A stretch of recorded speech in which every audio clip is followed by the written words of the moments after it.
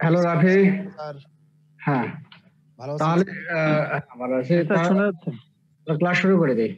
জি sir, শুরু করে দিন। জি স্যার। জয়েন করুন আস্তে আস্তে।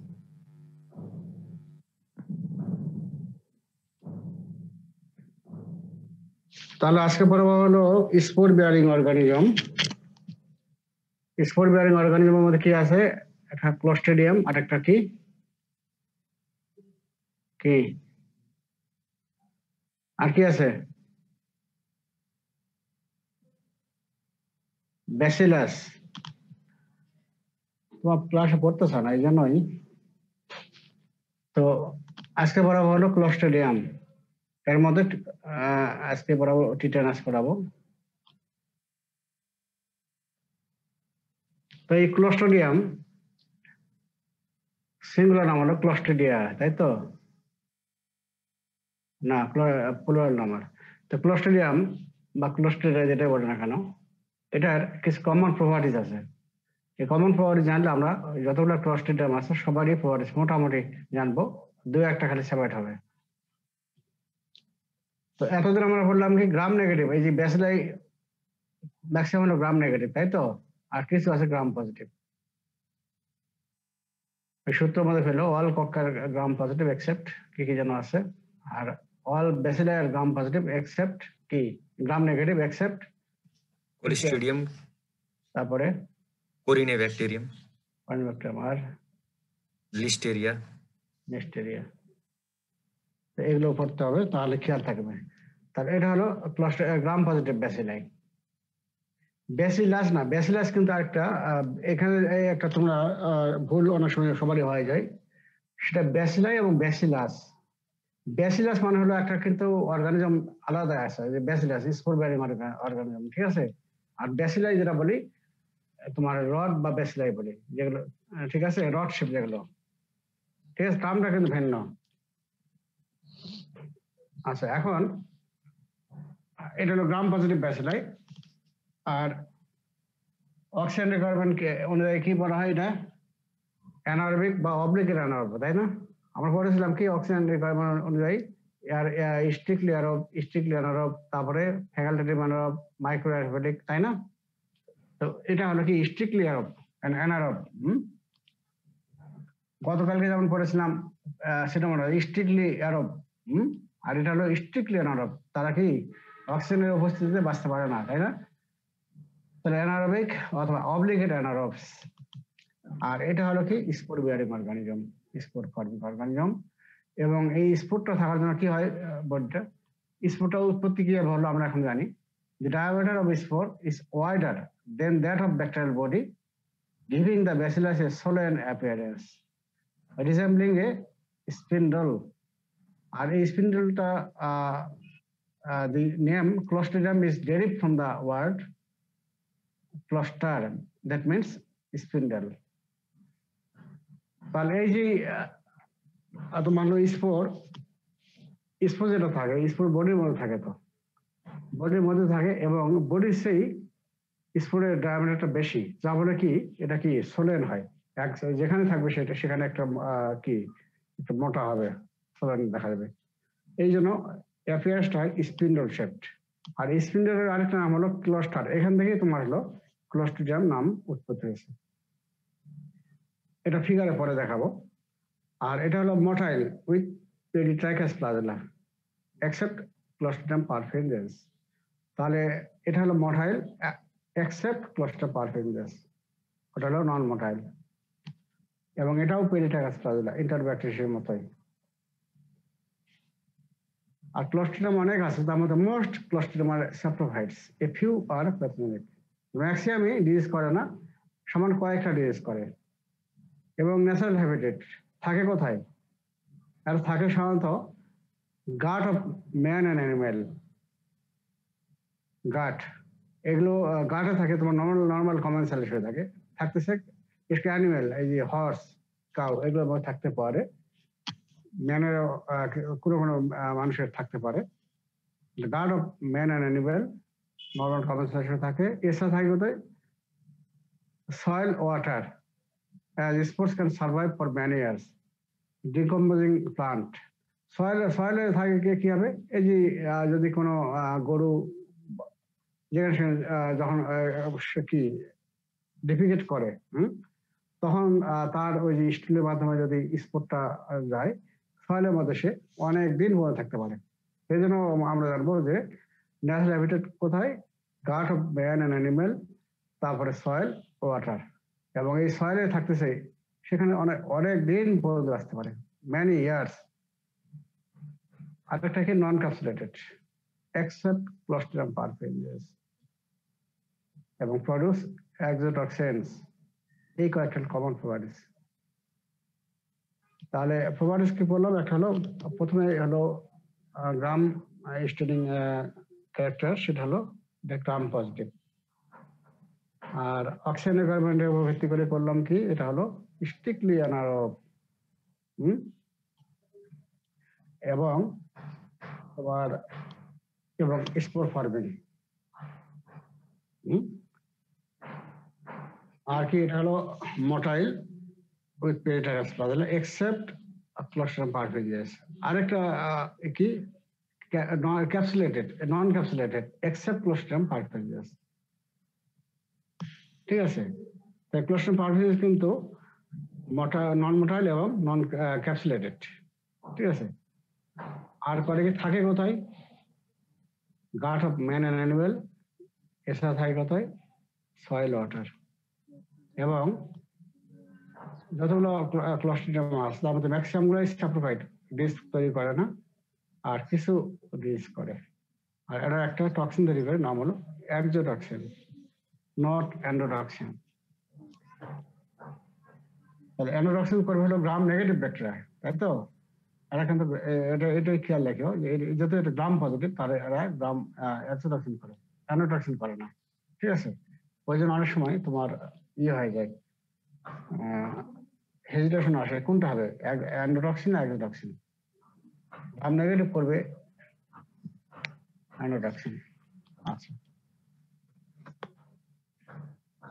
এখন আমরা এই ক্লোস্ট্রিডিয়াম ক্লাসিফিকেশন করবো on the basis of disease production. তো এই আগে যে ক্যারেক্টার গুলো বললাম, কমন ক্যারেক্টার, এগুলো কিন্তু রিটেনে আসে, কিন্তু ভাইভাতে অনেক সময় ধরা হয়। তারপরে এই যে ক্লাসিফিকেশন, এটাও তোমার রিটেনে আসে, ভাইভাতে তো অবশ্যই ধরা হবে। এগুলো বেসিক জিনিস। Clostridium classification on the basis of disease production by them. কি কি ডিজিজ করে তার উপর ভিত্তি করে আমরা ক্লাসিফাই করবো। যেমন আগে ডিজিজের নাম দেবো টিটানাস, কে করে, তোমার কমিউনিটি মেডিসিনে পড়ে আসছো, ক্লোস্ট্রিডিয়াম টিটানি। আচ্ছা, গ্যাস গ্যাংয়ের কে করে, অনেকগুলাই করে, Clostridium perfringens, Clostridium septicum, Clostridium novyi, Clostridium histolyticum, Clostridium fallax, Clostridium bifermentans, Clostridium sporogenes. এই যে যতগুলো বলা হলো এর মধ্যে কিন্তু ক্লোস্ট্রিডিয়াম পারফিউমিনেন্স এটা কিন্তু তোমার বলতেই হবে। ঠিক আছে, এটা মেইনলি করে। পারফিউমিনেন্স না বলে তোমার যদি খালি বাকিগুলো খালি বলতে থাকো, তাহলে আমরা কিন্তু অ্যান্সার নেবই না। যখন পর্যন্ত তুমি ক্লোস্ট্রিডিয়াম পারফিউমিনেন্স বলবে না, আমরা কিন্তু পরীক্ষা হলে পেশায় থাকবো। তারপরে ক্লোস্ট্রিডিয়াম পারফিউমিনেন্স সেটা বলতেই হবে, তারপরে এখন তোমার বাকিগুলো এখন বলতে থাকো। ক্লোস্ট্রিডিয়াম পারফিউমিনেন্স, তারপর সেপ্টিকাম, নভি, হিস্টোলাইটিকাম, ফ্যালেক্স, বাইফারমেন্টেন্স এবং স্পোরোজেন্স। এগুলো করতেছে গ্যাস গ্যাংলিয়ন। আবার কিছু করে ফুড পয়জনিং।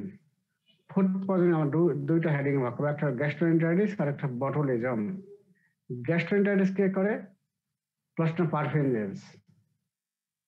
তাহলে ক্লোস্ট্রিডিয়াম পারফিউমিনেন্স দুইটা করতেছে, একটা গ্যাস্ট্রোএন্টারাইটিস করতেছে আর একটা হলো গ্যাস্ট্রোএন্টারাইটিস করতেছে, দুইটা। দুই নাম এটা কি বটুলিজম।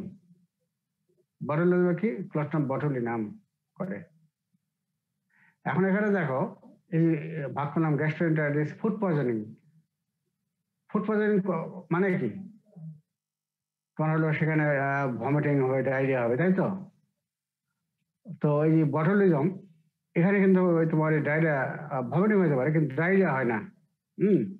এই জন্য ক্লোস্ট্রিডিয়াম বটুলিনাম যখন পড়াবো তখন ওখানে একটা টার্ম পাবা,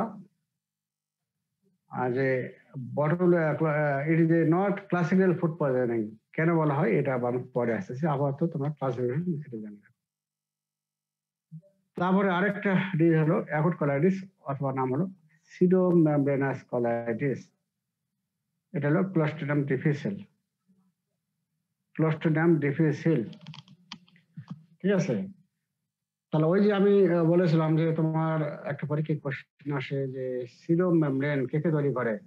3টা অর্গানিজম যদি পরীক্ষা আসে রিটেনে, তাহলে নাম লিখতে হবে। একটা হলো করেনোব্যাক্টার ডিপথেরি, তারপরে কি শিগেলা ডিসেন্ট্রি টাইপ 1, আরেকটাকে এই ক্লোস্ট্রিডিয়াম ডিফিসিল। তারপর সিডোমেমব্রেনের কম্পোজিশন তোমরা জানোই তো, ওই 3টা একই ভাবেই তোমার আসবে। তারপর ডায়াগনোসিস কি কি করা হয় এগুলো লিখবা। তাহলে এই হলো তোমার হলো ক্লাসিফিকেশন। তাহলে টিটাস ফুড পয়জন, তারপরে হলো তোমার গ্যাস্ট্রিনিয়ান ফুড পয়জনিং করতেছে কেউ, আর একটা কেউ অ্যাকুট কোলাইটিস বা সিডোমেমব্রেনাস কোলাইটিস। 4টা, এটা ভালো করে পড়বা। এখন আমাদের আজকের ক্লাস হলো ক্লোস্ট্রিডিয়াম টিটানি। টিটানি এটার প্রপার্টিস আমরা অলরেডি কিন্তু ওই যে পড়ে আসছি, যে ক্লোস্ট্রিডিয়াম যে পড়লাম অলরেডি পড়ে আসছি, ওই জিনিসটাই তো সামান্য একটু পার্থক্য আছে। যেমন এখানে কি ওইভাবে লিখতে পারো, বা এই যে দেখো এই যে এখানে লিখতে হবে যে এটা গ্রাম পজিটিভ রড, অবশ্যই জানো, এবং স্পোর ফার্মিং অর্গানিজম। এবং স্পোরটা থাকে কথা টার্মিনাল স্পোর, মানে এই যে বডির একবার শেষ মাথা থাকে, এই জন্য বলা হয় টার্মিনাল স্পোর। এই টার্মিনাল স্পোরের জন্য গিভস এ ড্রামস্টিক অ্যাপিয়ারেন্স। এই তোমার ঢোল বাজাও, কাঠি ব্যবহার করো না, কাঠি এক মাথা কি মোটা হয় না, ঠিক এইরকম দেখা যায়। আমি ফিগারে দেখাবো। Gram positive rod with terminal spore, এই জন্য গিভস এ ড্রামস্টিক অ্যাপিয়ারেন্স। এটা হলো তোমার হলো ক্লাস্টারের জন্য একটা ভিন্ন। গ্রাম পজিটিভ রড ঠিক আছে, কিন্তু স্পোরটা টার্মিনাল থাকার জন্য এটা ড্রামস্টিক অ্যাপিয়ারেন্স। এটা তোমরা আমরা জিজ্ঞাসা করি যে এটার অ্যাপিয়ারেন্সটা কেমন, তাহলে এটা হলো ড্রামস্টিক অ্যাপিয়ারেন্স।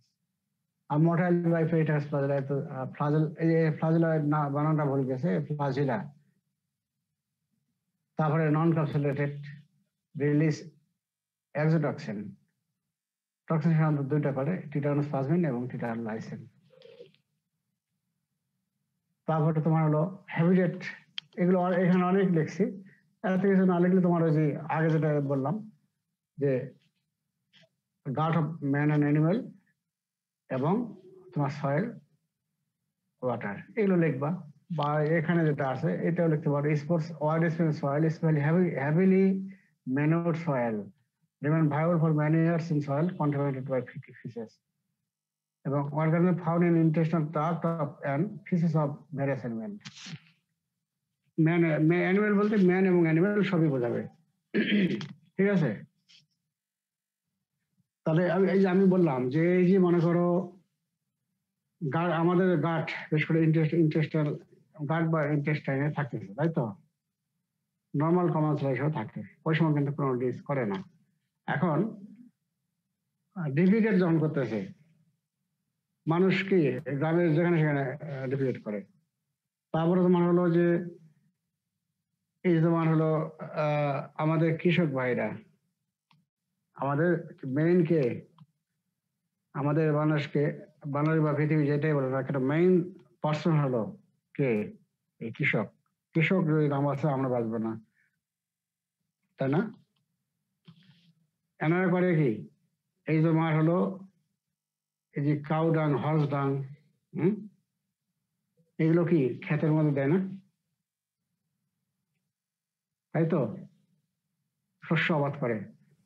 এখন ওইখানে যদি এখন মনে করো ওই যে স্পোর্ট যদি থাকে, ওই স্পোর্টটা তারা ওই মাঠে দিল, অথবা তোমার এই গরু, তারপরে তোমার যে হর্স, এগুলো কি যখন ঘাস খায় মাঠে তখন ডিভিয়েট করলো, এইভাবে কিন্তু তোমার তোমার কি বলে মাটিগুলো তোমার কন্টামিনেট হলো। এবং সেখানে কন্টামিনেট হলে স্পোর্টটা তখন কি, স্পোর্ট নেশারি তো কি, এরা দীর্ঘদিন বলতে বাঁচতে পারে, এই জিনিসটা এটা বলা হয় না।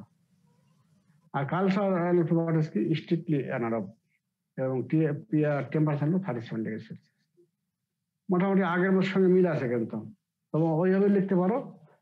খালি ওই তোমার স্পোরের যেটা হলো স্পোরটা থাকে কথা টার্মিনাল, এই জন্য হলো ড্রামস্টিক এভাইস, ওইটা একটু ভিন্ন আছে। তাহলে ওইটা পড়লে তোমার এটাও হয়ে গেল। এইখানে দেখো তো শেপটা ড্রামস্টিক, যারা কোনদিন ড্রাম বাজাইছ তারাই বুঝবে এটা। দেখো তো ঠিক আছে, মিলে আছে? হ্যালো, জি স্যার, বোঝা যাচ্ছে স্যার। তাহলে এটা ড্রামস্টিক, ড্রামের মতো, ড্রামস্টিকের মতো, একদিকে মোটা আর একটা সেদিকে কি চওড়া। তাহলে এটা হলো স্পোর। স্পোরটার জন্য একদিকে সলেন হয়ে গেছে। তারপরে দেখো মোড অফ ইনফেকশন কিভাবে হয়। মোড অফ ইনফেকশন সাধারণত দুইভাবে হয়।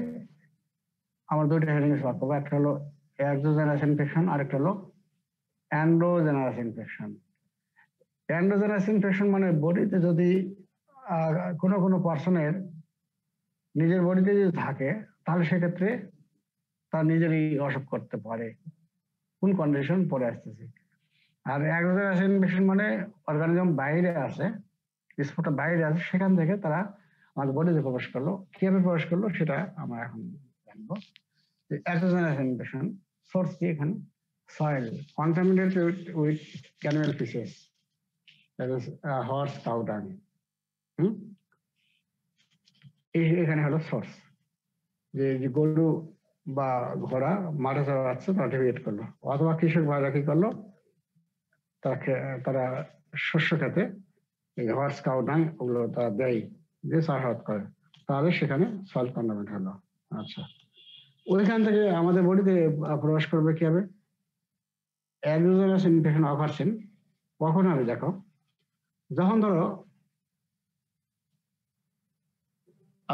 ইয়ে হলো, মনে করো ওই যে রোড ট্রাফিক অ্যাক্সিডেন্ট হয়, ঠিক আছে, অ্যাক্সিডেন্ট হয় দেখো, তখন তারা ওই একটা মোটর বা বাস একটা অ্যাক্সিডেন্ট হলো, বা মোটর সাইকেল বলো বা ট্রেন অ্যাক্সিডেন্ট, যেটাই বলো না কেন, অ্যাক্সিডেন্ট হয়, 500 তোমার সয়েল আছে, সেখানে পড়ে গেল।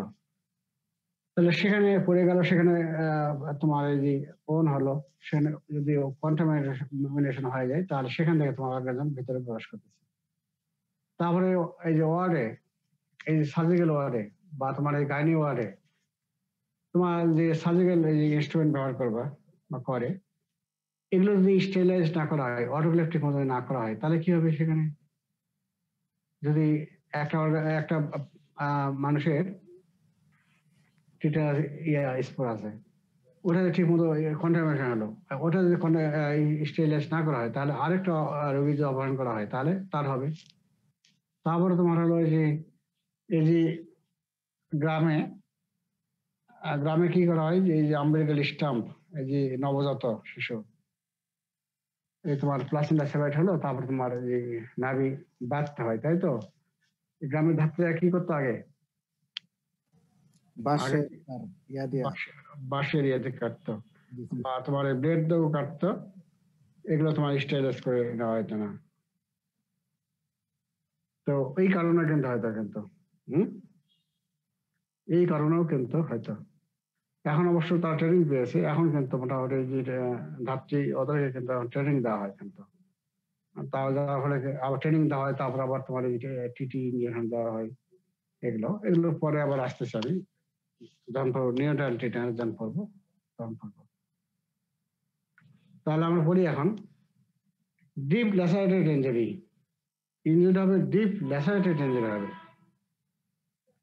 ব্রিটিশ অপারেশন হলে সাধারণত হয় না, হবে কখন? Deep lacerated injury or street accident contaminated with dirt which contain spore, ঠিক আছে? আর হলো কি surgical wound, umbilical stump infection may occur by contaminated surgical instrument catgut, ঠিক আছে? তারপরে কি হবে হতে পারে? কম্পাউন্ড ফ্র্যাকচার হতে পারে, skin popping by drug users. যারা ড্রাগ ইউজার, ড্রাগ অ্যাবিউজ, হ্যাঁ, মাদকাসক্ত, তারা কি স্কিন পপি করে, স্কিন টাট্রিং করে, তাদের হতে পারে। তারপরে injury caused by rust nails, এই জন্য নেইল কি সবসময় ছোট রাখতে হয়, তাই না? বড় রাখতে নাই। Injury caused by rust nails, splinter and thorn pricks, এমনকি কাটা দেওয়া হতে পারে। তুমি খালি হাঁটতেছো, কাটা ফুটলো, আর ওই কাটা যদি তোমার তখন যদি স্পুল তৈরি করে, তো ভিতরে প্রবেশ করে, তাহলে হবে। ভ্যারিগস আলসার এবং ডিকোপিটাস আলসার, এগুলো এগুলোর কারণে তোমার হলো এক্সোজেনাস ইনফেকশন হবে। আর এন্ডোজেনাস ইনফেকশন কখন হবে? In person who harbours Clostridium tetany. কখন হবে? সেপটিক অ্যাবর্শন এবং পিউরিফায়ার সেপসিস। এখন কোনো মহিলার মনে করো ইন্টেস্টাইনে ক্লোস্ট্রিডিয়াম আছে, এখন তার যদি সেপটিক অ্যাবর্শন হয়, তাহলে তোমার হলো কি, তোমার জেনিটাল ট্র্যাক্ট আর তোমার জিআই ট্র্যাক্ট মোটামুটি পাশাপাশি, তাই তো? তাহলে সেখান থেকে তোমার ওই যে কি বলে, যখন ডিফিকেট করতেছে তখন পেরিয়ালে যেন আসতেছে অর্গানিজমটা, সেখান থেকে আবার তোমার কি জেনিটাল ট্র্যাক্টে চলে যাচ্ছে, এইভাবে হতে পারে। বা অন্য ওই ব্লাডের মাধ্যমে যেতে পারে। তাহলে এই সেপটিক অ্যাবর্শন এটা হতে পারে, এবং পিউরিফায়ার সেপসিস, এগুলো কমন ছিল আগে, এখনকার যুগে জাদুঘরে চলে যাচ্ছে, এগুলো এখন কমে গেছে। তাহলে এই হলো এক্সোজেনাস এবং এন্ডোজেনাস ইনফেকশন। তারপরে কি আমরা জানবো ক্লোস্ট্রিডিয়াম টিটানি কি করে টক্সিন তৈরি করে। টিটানাস টক্সিন দুই ধরনের, একটা হলো টিটানোলাইসিন এবং টিটানোস্পাজমিন। টিটানোস্পাজমিন আরেকটা নাম হলো নিউরোটক্সিন। তো টিটানোলাইসিন এটার কাজ হলো আরবিসি কে লাইসিস করে এবং ডব্লিউসি কে লাইসিস করে, তবে এটার pathogenic role is not clear, এই জন্য খুব একটা ইম্পর্টেন্ট না। খালি জানে রাখো টিটানোলাইসিন আরবিসি এবং ডব্লিউসি কে লাইসিস করবে, কিন্তু ওই যে ডিজিজ করার যে করে কি হবে, এটা সাধারণত এটা নট ক্লিয়ার। তবে তোমার মেইন হলো টিটানোস্পাজমিন, নিউরোটক্সিন, এইটাই তোমার হলো তোমার ডিজিজ করবে। নিউরোটক্সিন এটা কিভাবে কাজ করে? It acts by inhibiting the release of neurotransmitters যেমন GABA, glycine from presynaptic nerve terminal in central nervous system. এটা আমি যখন প্যাথোলজি পড়াবো তখন তোমরা বুঝবো। আপাতত এইটুকু খালি জানা রাখো, it acts by inhibiting the release of inhibitory neurotransmitters such as GABA, glycine from presynaptic nerve terminal in central nervous system. তাহলে এইটুকু খালি জানা রাখো। আমি প্যাথোলজি এখন পড়াবো, টিটানাস প্যাথোজেনেসিস। ইনকিউবেশন পিরিয়ড কত? less than 2 weeks to 2 months, একটু বেশি। আর প্রিডিসপোজিং ফ্যাক্টর কি? contamination of own with tetanus spot result in tetanus when anaerobic condition exist. এই যে মনে করো টিটানাস স্পট দ্বারা কন্টামিনেশন, এখানে দুইটা ফ্যাক্টর জড়িত। এখানে একটা টিটানাস স্পট দ্বারা কন্টামিনেশন হবে, আর একটা কি হবে? অ্যানারোবিক কন্ডিশনের সময় থাকতে হবে। আর তোমরা জানো যে একটা অর্গানিজম যদি এই যে ক্লোস্ট্রিডিয়াম টিটানি, এটা কি অ্যানারোবিক অর্গানিজম, এখন বডিতে প্রবেশ করলো, সেখানে যদি অ্যানারোবিক কন্ডিশন যদি না আসে, তাহলে কিন্তু তারা কিন্তু রোগ তৈরি করতে পারবে না। সেখানে অ্যানারোবিক কন্ডিশন ক্রিয়েট হতে হবে। কিভাবে হয় তার এই কয়েকটা ব্যাখ্যা আছে। যেমন necrotic tissue and poor blood supply in the wound. যখন ওন হলো তখন কি হয়? সেখানে কি সোয়েলিং হয়ে যায় না? সোয়েলিং হলে সেখানে ব্লাড ভেসেল কি হবে? চাপ পড়বে, তাই তো? চাপ পড়লে কি হবে? সেখানে অক্সিজেন সাপ্লাই কম হবে, যার ফলে নেক্রোসিস হবে ওখানে। যার ফলে কিন্তু তোমার ওখানে ব্লাড সাপ্লাই যখনই কম পাবে, তখন ওখানে সেখানে কি অক্সিজেন কম যাবে না? তাহলে ওখানে তোমার একটা অ্যানারোবিক কন্ডিশন হয়ে গেল, তাই তো? Lack of drainage in the area, সেখানে তোমার ওই যে ব্লাড ওজিং হচ্ছে, ফ্লুইড এক্সুডেশন হচ্ছে, সেগুলো যদি ড্রেনেজ সিস্টেমে না থাকে ঠিক মতো, সে ড্রেনেজ যদি না হয়, তাহলে সেখানে তোমার অ্যানারোবিক কন্ডিশন তৈরি হবে। প্রেজেন্স অফ ফরেন বডিজ থাকলেও তোমার অ্যানারোবিক কন্ডিশন সেখানে ক্রিয়েট করবে। আরেকটা হলো প্রেজেন্স অফ অ্যারোবিক অর্গানিজম বা ফ্যাকাল্টেটিভ অ্যানারোব। এই যে অ্যারোবিক বা ফ্যাকাল্টেটিভ অ্যানারোব এরা কি করে, ওখানে যদি তোমার থাকে যেখানে ওন এরিয়া, সে তারা কি করবে, অক্সিজেনটা খেয়ে ফেলবে, তাই তো? খেয়ে ফেললে সেখানেও তারা অ্যানারোবিক কন্ডিশন ক্রিয়েট করবে। এগুলো কারণে তোমার হলো, প্রথম হলো কি একটা ওন কন্টামিনেশন হলো উইথ স্পোর, আর একটা হলো অ্যানারোবিক কন্ডিশন সৃষ্টি হলো। এগুলো কারণে তোমার অ্যানারোবিক কন্ডিশন সৃষ্টি হলো। এটা যদি বুঝতে থাকো তাহলে প্যাথোজেনেসিস তোমার খেয়াল খুব সুবিধা হবে।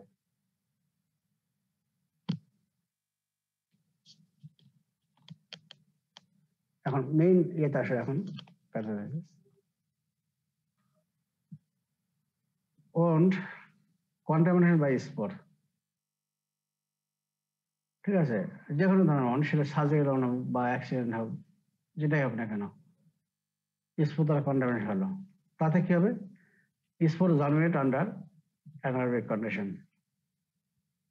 ঠিক আছে, অ্যানারোবিক কন্ডিশন হলো। তো অ্যানারোবিক কন্ডিশন কিভাবে তৈরি হচ্ছে সেটা আমি আগেই বললাম, তাই তো?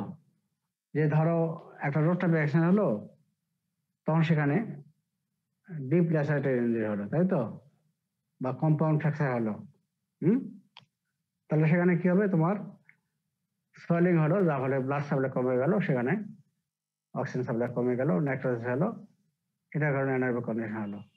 আর কি, ফরেন বডি যদি, এই যে তোমার যখন অ্যাক্সিডেন্ট হয়, ফরেন বডি ওখানে প্রবেশ করতে পারে, তারপর তোমার ড্রেনেজ সিস্টেম ঠিক মতো না হয়, আর যদি ফ্যাকাল্টেটিভ অ্যানারোব বা তোমার অ্যারোবিক অর্গানিজম থাকলে, যে অক্সিজেনটা ওখানে আছে সেটাও তারা খেয়ে ফেলবে, তাহলে এই কম্বাইন সবগুলো মিলে তোমার হলো অ্যানারোবিক কন্ডিশন ক্রিয়েট হলো। তাহলে এটাই সংক্ষেপে নেওয়া হয়েছে, অত কিছু তোমরা তো সবসময় চিন্তা করবো যে তোমাদের টাইম কত এবং নাম্বার কত কোশ্চেনের, এই অনুযায়ী তোমরা কিন্তু লেখার চেষ্টা করবে।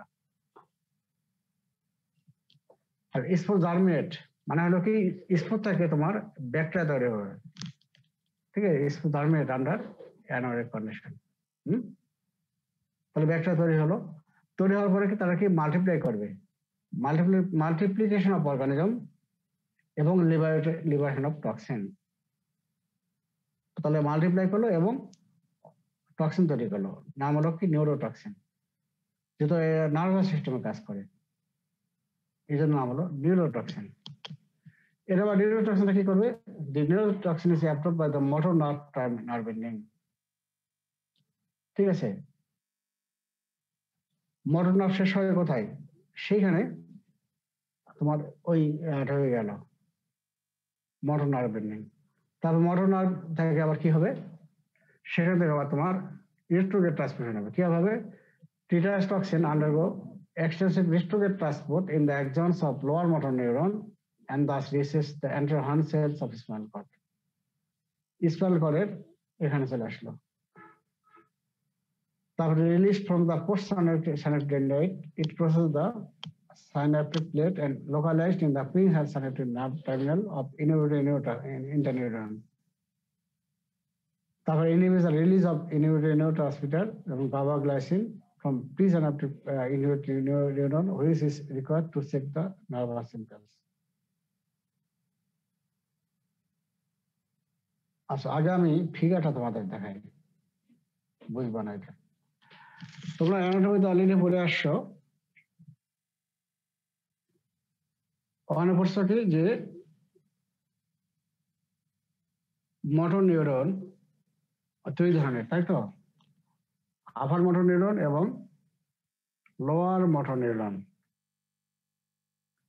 এখন আপার মোটর নিউরন কাকে বলা হয় এবং লোয়ার মোটর নিউরন কাকে বলা হয় বলো তো?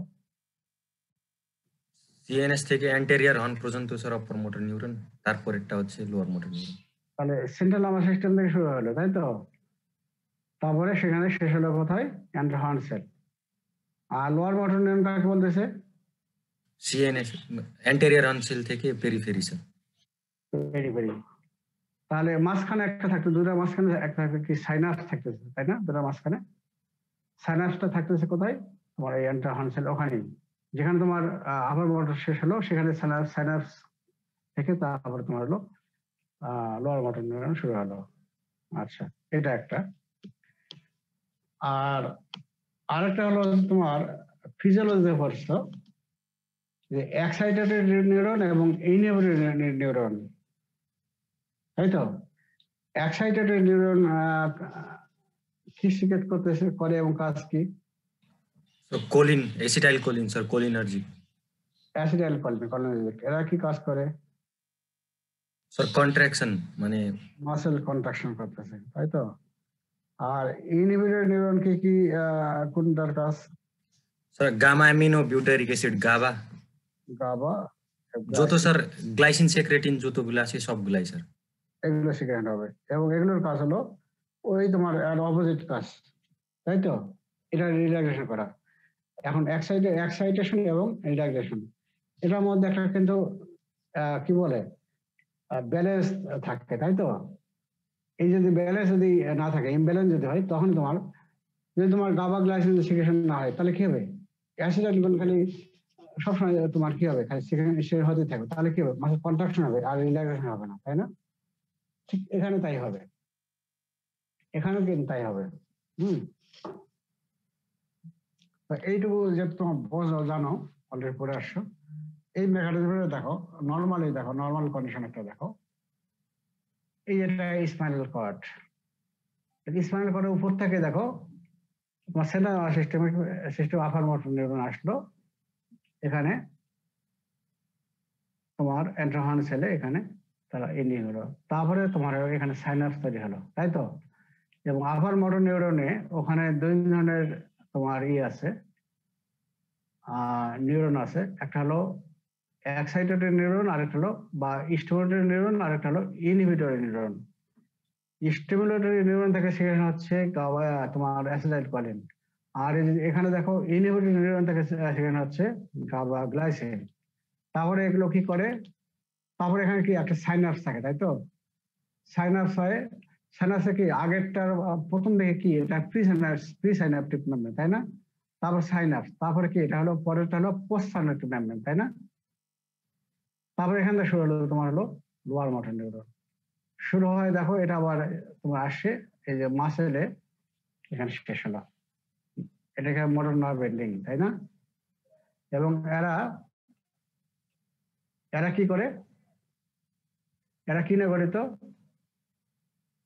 মোটর নার্ভ, তাই না? মোটর নার্ভ না? এবং কি মোটর নার্ভে কোনটা থাকে? একজন এবং ডেন্ড্রাইট কোনটা থাকে? একজন না ডেন্ড্রাইট? একজন, তাই না?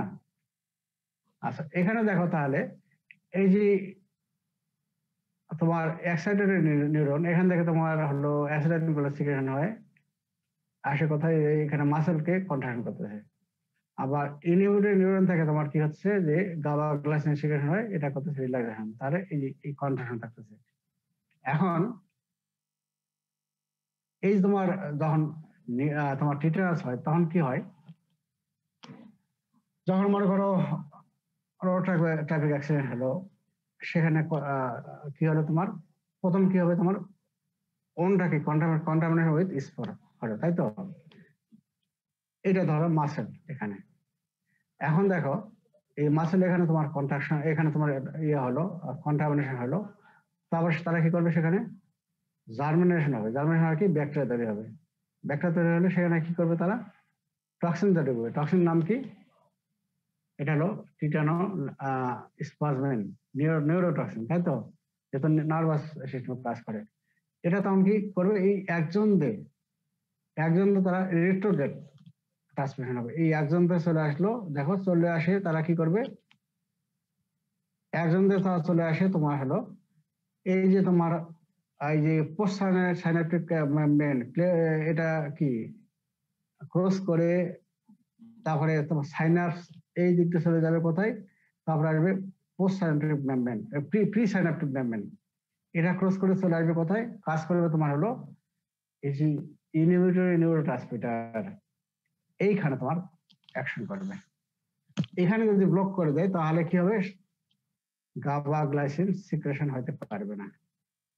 আর গাবা গ্লাইসিন যদি সিক্রেশন যদি না হয়, তাহলে তোমার এই অ্যাসিটাইলকোলিন খালি কন্ট্রাস্ট সিক্রেশন হচ্ছে, যার ফলে তোমার খালি কন্ট্রাকশন হয়ে গেল, ঠিক আছে? তো এ পর্যন্ত তাহলে কন্ট্রাকশন হলো, তাহলে এ পর্যন্ত হলো তোমার হলো তো এ পর্যন্ত যখন টিটানাস হলো তখন হলো তোমার হলো লোকালাইজ টিটানাস, এটা ঠিক আছে।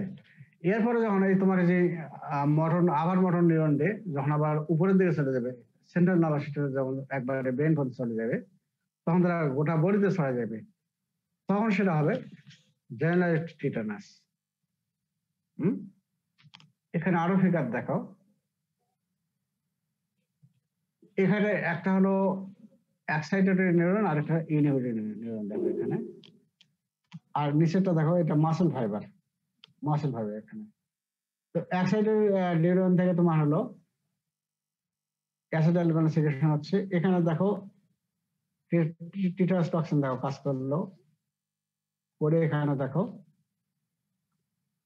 ইনহিবিটরি নিউরনকে তো ওরা ইনহিবিট করলো, গাবা গ্যাসের সিক্রেশন হচ্ছে না, যার ফলে কি অ্যাসিটাইলকোলিন খালি সিক্রেশন হতেই আছে, হয় মাসেল কন্ট্রাকশন হয়ে গেল এটা। আরেকটা এখানে ওই একই হবে, তোমরা এটা তিনটা ফিগারই ভালো করে দেখে নিও। এখানে synaptic cleft, post synaptic membrane, pre synaptic membrane এবং এগুলো বেশ ভালো করে দেওয়া আছে। তাহলে এখন আমরা যেটা পড়ি, আমরা এখন আবার প্রথম দিকে যাই। Wound contamination by spot. Wound contamination by spot হলো, এবং স্পট থেকে জার্মিনেট করে ব্যাকটেরিয়া তৈরি হলো আন্ডার অ্যানারোবিক কন্ডিশন। তারপরে কি হবে, তারা মাল্টিপ্লাই করবে এবং টক্সিন তৈরি করলো। টক্সিন নাম হলো নিউরোটক্সিন। টক্সিন আবার কি করবে, toxin absorb by the motor nerve ending, তারা মোটর নার্ভ এন্ডিং এ তারা প্রবেশ করলো, তাই তো। এরপরে কি হবে, এই যে মোটর নার্ভ এই দিক দিয়ে তারা রেট্রোগ্রেড ট্রান্সমিশন হবে, কি হবে, টিটানাস toxin undergoes extensive retrograde transport in the axons of lower motor neuron and thus reaches the anterior horn cell of spinal cord, ঠিক আছে। স্পাইনাল কর্ডের anterior horn cell তারা চলে আসলো, তাহলে তোমার এই লোয়ার মোটর নিউরনের একজন দিয়ে তারা anterior horn cell-এ, স্পাইনাল কর্ডের anterior horn cell-এ চলে আসলো, ঠিক আছে। টিটানাস toxin undergo extensive retrograde transport in the axons of lower motor neuron and thus reaches the anterior horn cell of spinal cord, চলে আসলো। তারপরে তারা কি করবে, সাইনাপসের পরেরটা হলো পোস্ট সাইনাপটিক ডেন্ড্রাইট, আর হলো আগেরটা হলো প্রি সাইনাপটিক ডেন্ড্রাইট। তাহলে release from the post synaptic dendrite মানে ক্রস করলো, it process the synaptic plate, তারপরে যাবে কোথায়, localized in the pre synaptic nerve terminal of inhibitory neuron, main site of action. তাহলে ইনহিবিটরি ইন্টারনিউরন যেখানে, সেখানে তারা কাজ করবে। সেখানে যদি কাজ করে তাহলে কি হবে, inhibit the release of inhibitory neurotransmitters, GABA glycine from the presynaptic inhibitory neuron, which is required to check the nerve impulse, ঠিক আছে। তাহলে তারা কি হলো, তারা লোয়ার মটন দিয়ে অ্যান্ড্রো হর্ন সেলে চলে গেল। অ্যান্ড্রো হর্ন সেলে গিয়ে কি করলো, পোস্ট সাইনাপটিক ডেন্ড্রাইট এটা ক্রস করলো, ক্রস করে তারপরে সাইনাপসে যাবো, ক্লেফটে গেল, সেখান থেকে তারা চলে গেল প্রিসাইনাপটিক নার্ভ টার্মিনাল, সেখানে গেল। সেখানে গিয়ে কি করবে, যে ইনহিবিটরি নিউরন ইন্টারনিউরন যেগুলো আছে সেখানে তারা কাজ করবে। কাজ করলে সেখানে গাবা গ্লাইসিন আর সেক্রেশন হবে না, যার ফলে তোমার কি একটা যে একটা সেক থাকে, ব্যালেন্স নষ্ট হলো। If nervous impulse cannot be checked by normal inhibitory mechanism, it leads to unopposed muscular contraction and spasm that are the characteristic of tetanus. This leads to local tetanus in the proximity of the wound. যেখানে আঘাত পাইলো সেখানে শুধু টিটানাস হবে এই পর্যন্ত, ঠিক আছে। এটাকে বলা হয় লোকালাইজড টিটানাস, এই পর্যন্ত হলো। এখন কি হবে, এই যে লোয়ার মটন থেকে ওরা আপার মটনে যাবে, then the toxin spreads upwards towards the central nervous system around the spinal cord and produces ascending tetanus, এটাকে বলা আছে জেনারেলাইজড টিটানাস। তাহলে ওরা আপার মোটর নিউরন দিয়ে, স্পাইনাল কর্ডের আপার মোটর নিউরন দিয়ে পৌঁছে গেল কোথায়, সেন্ট্রাল নার্ভাস সিস্টেম। আর যখন সেন্ট্রাল নার্ভাস সিস্টেম চলে গেল, গোটা বডিতে ছড়ায় গেল, তখন সেটা হলো জেনারেলাইজড টিটানাস, ঠিক আছে। আর এই নিচের প্যারাটা ব্লাডের মাধ্যমে যায়, এটা তোমরা লিখতে যাবে না, সাধারণত ব্লাড স্টিমতে হয় না, সাধারণত বইতে দেওয়া আছে এই জন্য লিখছি, কিন্তু অ্যাকচুয়ালি কিন্তু তোমার এটা নিউরোটক্সিন নার্ভাস সিস্টেম দ্বারা তারা ট্রান্সলেশন হয়। ঠিক আছে, তাহলে তোমাদের এখানে জানতে হবে একটা হলো যে প্রথম কয়েকটা কন্ডিশন, প্যাথোজেনেসিসের জন্য কয়েকটি কন্ডিশন জানতে হবে। একটা হলো তোমার হলো স্পোর দ্বারা কন্টামিনেট হতে হবে, তারপর সেখানে তোমার অ্যানারোবিক কন্ডিশন তৈরি হতে হবে, তারপর তোমাকে জানতে হবে যে তোমার হলো motor upper motor neuron, lower motor neuron, তারপর তোমার এক্সাইটেড নিউরন এবং ইনহিবিটেড নিউরন, এই কয়েকটা তোমার জানতে হবে বেসিক নলেজ। এই বেসিক নলেজ এই কয়েকটা যদি জানো তাহলে তোমার ইজিলি তুমি বুঝবা। আর এগুলো যদি না জানো তাহলে তুমি প্যাথোলজি বুঝবে না। তাহলে প্রথম হলো কি যে টিটারাস প্রথম হলো আমাদের বডিতে প্রবেশ করলো, তাই তো? বডিতে প্রবেশ করলো, তারপরে স্পোটা জার্মিনেট হবে under anaerobic condition. Anaerobic condition কখন তৈরি হবে? যখন মনে করো একটা ডিপ ল্যাসেটেড ইনজুরি হলো, আর বাকিগুলো আছে আমি আর অত বলতেছি না। তারপরে সেখানে কি যখন অ্যানারোবিক কন্ডিশন হলো তখন কি হবে? স্পোর জার্মিনেট হয়ে ব্যাকটেরিয়া তৈরি হলো। ব্যাকটেরিয়া যখন কি মাল্টিপ্লাই করবে, মাল্টিপ্লাই করলে কি হবে? তারপরে আবার টক্সিন তৈরি করলো, নাম কি? টিটানো স্পাজমেন, মেন এটা, এবং এটা হলো নিউরোটক্সিন। তারপরে তারা কি করবে? যে মোটর নার্ভ এন্ডিং মাসেলে সেখানে তোমার প্রথম প্রবেশ করলো, সেখান থেকে আবার তারা রেট্রোগ্রেড ট্রান্সমিশন হবে। হয় তোমার একজন অফ লোয়ার মটর নিউরন দিয়ে তোমার চলে যাবে anterior horn cell of spinal cord. Spinal cord চলে গেল, তারপরে তোমার এখানে সাইনাপস আছে। সাইনাপসের প্রথম কি হলো? পোস্ট সাইনাপটিক মেমব্রেন, এটা ক্রস করে সাইনাপটিক প্লেট, এটাও ক্রস করে যাবে তোমার এই যে প্রি সাইনাপটিক যে নার্ভ টার্মিনাল কোনটার মধ্যে কাজ করবে? ইনহিবিটরি নিউরো ইন্টারনিউরন এখানে কাজ করবে। আর ইনহিবিটরি নিউরো ইন্টারনিউরনে কাজ করলে কি হবে? গাবা গ্লাইসিন সিক্রেশন হবে না। না হলে তোমার এক্সাইটেড নিউরন থেকে কন্টিনিউয়াসলি অ্যাসিডাল সিক্রেশন হবে, যার ফলে তোমার খালি মাসেল কন্ট্রাকশন হতে থাকবে, রিল্যাক্সেশন হবে না। এটাই তোমার হলো এই যে এখানে যে টিটারাস হলো, এটাকে বলো লোকালাইজড। কি জন্য? যেখানে তোমার আঘাত পাচ্ছে, ইনজুরি হচ্ছে, সেখানেই প্রথম হচ্ছে, এই জন্য বলা হচ্ছে লোকালাইজড টিটারাস। এ পর্যন্ত হলো। তারপরে এরা কি করবে? এই যে আপার মোটর নিউরন, এখানে তারা প্রবেশ করলো, এখান থেকে তারা আবার উপরের দিকে চলে যাবে কোথায়? একবার সেন্ট্রাল নার্ভাস সিস্টেমে।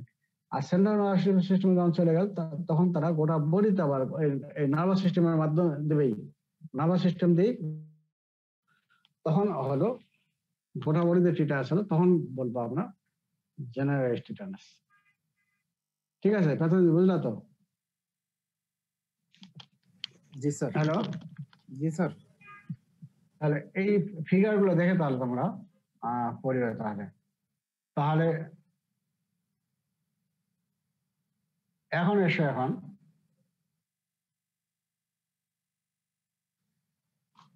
ক্লিনিক্যাল ফিচার, এগুলো অবশ্যই জানতে হবে। এগুলো অলরেডি তোমরা পড়ে আসছো কমিউনিটি মেডিসিনে। তারপরে মেডিসিনে যখন যাবা তখন আর ভর্তি হবে না এগুলো। প্রথম একটা আর্লি সাইনটা কি হয়? আর্লি অ্যান্ড ক্যারেক্টারিস্টিক সাইন প্রথম ক্রিসমাস আর লক জ। এই জটা কি লক হয়ে যাবে, তাই তো? এই চোয়াল যেটা চোয়াল লক হয়ে যাবে, হ্যাঁ, চাবি একবারে লেগে যাবে, খুলতে চাইবেন, তখন কি খাইতে পারবে না। এই লক জটা কি যেন হয়? Due to increase in muscle tone and spasm of masseter muscle. তার মানে মাসল অফ মাস্টিকেশন, তাই তো? মাসল অফ মাস্টিকেশন কোনটা? ম্যাসেটার মাসল। এখানে তারা কাজ করে, এখানে প্রথম কাজ করে টন বাড়ে যাবে, মানে কন্ট্রাকশন বেশি হবে, যার ফলে কি হবে? এই লক জ হয়ে যায়। প্রথমে হলো ক্রিসমাস বা লক জ। লক জটাই সাধারণত বলো লক জ হলো আর্লি সাইন। এরপর কি হলো? Muscular rigidity and reflex increase and finally become generalized. তাহলে প্রথম হলো লোকালাইজড টিটার, তারপরে হবে তোমার গোটা বডি বিজাম সাইকেল, তখন হলো জেনারেলাইজড। গোটা বডিতে মাসকুলার রিজিডিটি হবে, স্পাজম হবে। এরপরে দেখো তারপরে কি হয়? তারপর কয়েকটা জিনিস হয়। পেইনফুল অফিস্থটোনাস। অফিস্থটোনাস মানে কি? Flexion of arm and extension of lower extremity. তাহলে আর্ম কি হলো? ফ্লেকশন হলো, তাই তো? আর তোমার লেগ কি হলো, এক্সটেনশন হলো। তারপরে ট্রাঙ্কটা এটাও বেঁকে যায়। যাবার কি ধনুকের মতো বেঁকে যায় একবারে, ঠিক আছে? ধনুক যেমন বাঁকা, হ্যাঁ, ধনুক এই জন্য ওখানে সেখান থেকে নাম হয়েছে কি, বাংলা নাম আমরা কি বলি, টিটেনাসের ধনুষ টঙ্কার, তাই না? এই কারণে তোমার হলো ধনুষ টঙ্কার হয় বলা হয়। পেইনফুল অবস্থানাস, flexion of the arm and extension of the lower extremity due to marked tongue muscle spasm, ঠিক আছে? এবং স্পাইনাল কর্ডটা এটা কি স্পাইনাল, এটা কি বেঁকে যায়। তারপর আরেকটা ফেশিয়াল এক্সপ্রেশন কি হয়, ক্যারেক্টারিস্টিক ফেশিয়াল এক্সপ্রেশন অফ রাইসাস সারাডিকাস। আরেকটা নাম হলো ডেভিলস স্মাইল। আমার সাথে ডেভিলস স্মাইল শুনতে চাই না, এটা জাস্ট মানে কম্পেয়ারের জন্য বলা হয়েছে। রাইসাস সারাডিকাস এই টার্মটা আমরা জানতে চাইব। রাইসাস সারাডিকাস ফেশিয়াল যে এক্সপ্রেশনটা ঠিক শয়তান যেমন হাসি দেয় ঠিক ওই রকমই হয়, due to spasm facial muscles. এখানে আমার ফিগার এখন দেখায়, দেখো। আর এছাড়া আর কি হতে পারে, স্পাজম রেসপেক্ট টু মাসেল, এটা যদি হয় রেজাল্ট ইন ইনঅ্যাডিকুয়েট ভেন্টিলেশন, যার ফলে লিডিং টু হাইপোক্সিমিয়া হয়। তারপর আর কি হয়, এই যে স্পাজম গুলো হচ্ছে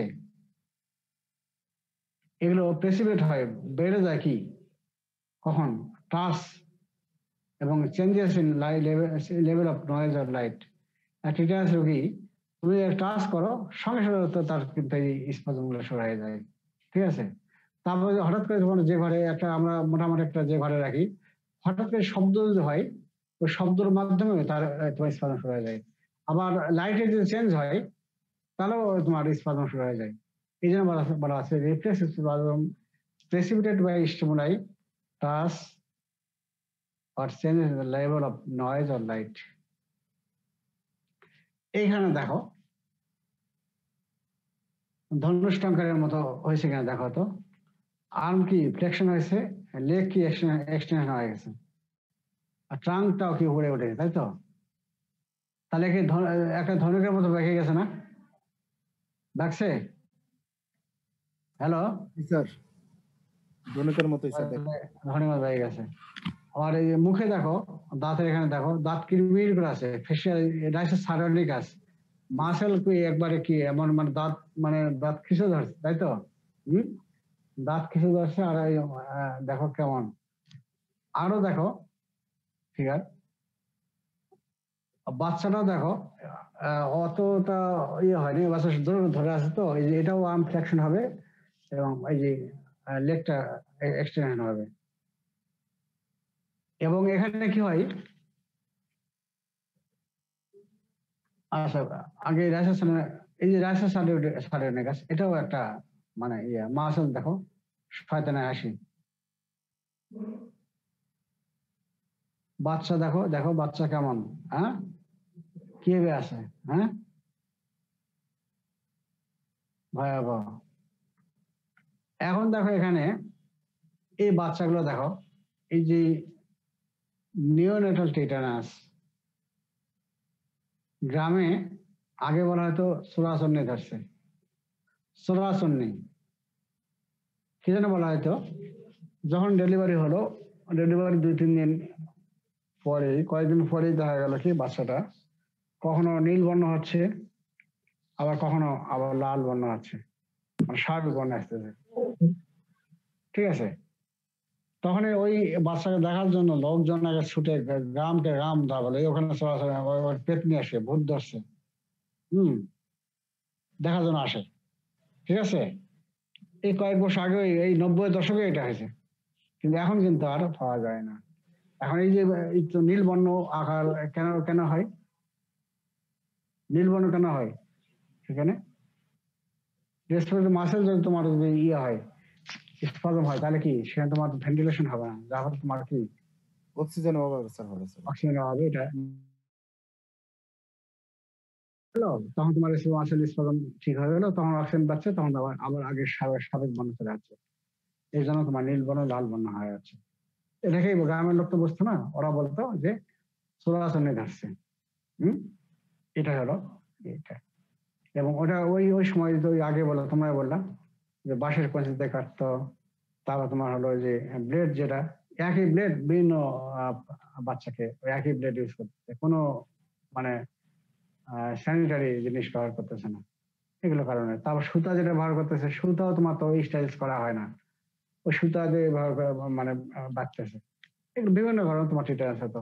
তারপর আরেকটা মেইন কারণ ছিল কি, ওই যে আরেকটা তোমার তোমার টিটি ইঞ্জেকশন দিত না। এখন তো টিটি ইঞ্জেকশন কভারেজ সবাই খেতে দেয়, তাই না? এখন গ্রামের লোক সচেতন হয়ে গেছে, ওরাও জানে, এবং ওরা প্রেগনেন্সি হলেই চেক আপ করার জন্য চলে যায়, গিয়ে তখন তোমার টিটানাস ইঞ্জেকশন দিয়ে দেয়, তাই তো? তারপরে এখন কিন্তু এগুলো আস্তে আস্তে পরে দেখা যাবে জাদু হয়ে যাচ্ছে, এখন রোগী দেখাই যায় না, কমে গেছে এখন। তাহলে প্রথম হলো তোমার কি হলো, প্রথম হলো লকজ, তাই তো? Due to muscle increase muscle tone in masseter muscle বা মাসেল অফ মাস্টিকেশন। তারপর সেখান থেকে আবার জেনারেলাইজড তোমার স্পাজম হবে। এরপরে তোমার হবে কি অবস্থটনাস, পেইনফুল অবস্থটনাস, তুমি ব্যথা হবে কিন্তু ওই সময় রোগীরা বলতে পারে না, যদি বলতে পারে না, কিন্তু ব্যথার জন্য তো তার ফ্লেকশনটা হবে, ফ্লেকশন অফ আর্ম এবং এক্সটেনশন অফ লোয়ার এক্সট্রিমিটি, এবং ট্রাঙ্কটা বেঁকে যাবে ধনুকের মতো, এই জন্য বলা হয় ধনুষ্টঙ্কার। এটা কি জন্য? Due to trunk muscle spasm. আর ফেশিয়াল এক্সপ্রেশনটা তোমার হবে কি risus sardonicus, due to muscle spasm facial muscles, এগুলো কারণে তোমার এগুলো হয়। আর এছাড়া কি হতে পারে, এই যে রেসপিরেটরি মাসেল স্পাজম হয়, তাহলে ভেন্টিলেশন হাইপোক্সিমিয়া হতে পারে, আর এটার জন্য তোমার রোগী মারা যেতে পারে। আর এই যে স্পাজম গুলো কখন হবে? বেশি হয় ট্রাস, যদি ট্রাস করা যায় তাহলে বেশি হবে। তারপরে তোমার যদি শব্দ যদি করা হয় তাহলে হবে, অথবা যদি তোমার যে লাইট আছে, লাইট চেঞ্জ হলেই তাহলে হতে পারে। এই জন্য রোগী নার্সিং করা হয় কোথায়? হোয়াইট, একবারে যেখানে শব্দ হয় না, একবার শান্ত পরিবেশ, সেখানে রাখা হয়। আমরা পরে আসতেছি এটা। এই হলো তোমার হলো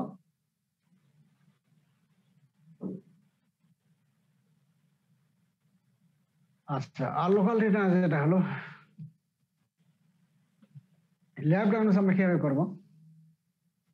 সাধারণত ল্যাব ডায়াগনোস আমরা করি না, মোটামুটি ওই সাইন সিমটম দেখি, মোটামুটি সাইন সিমটম দেখি মোটামুটি করা হয়।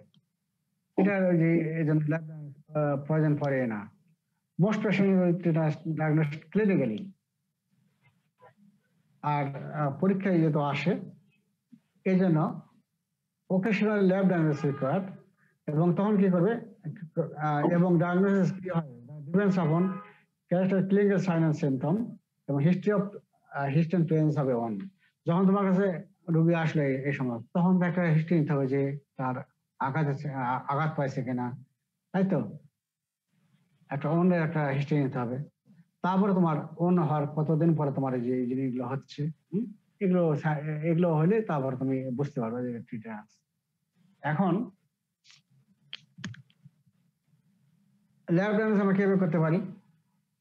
তাহলে স্পেসিমেন কালেকশন করবো প্রথমে, ওন সব নেব, যেখানে আঘাত পেলো সেখানে ওন সব নেব, ওন এক্সোলেট নিতে পারি, যেখানে ফ্লুইড সিক্রেশন হচ্ছে সেখানে নিতে পারি, আবার অনেক সময় টিস্যু নিতে পারি, টিস্যু ফ্রম দা ওন নিলাম।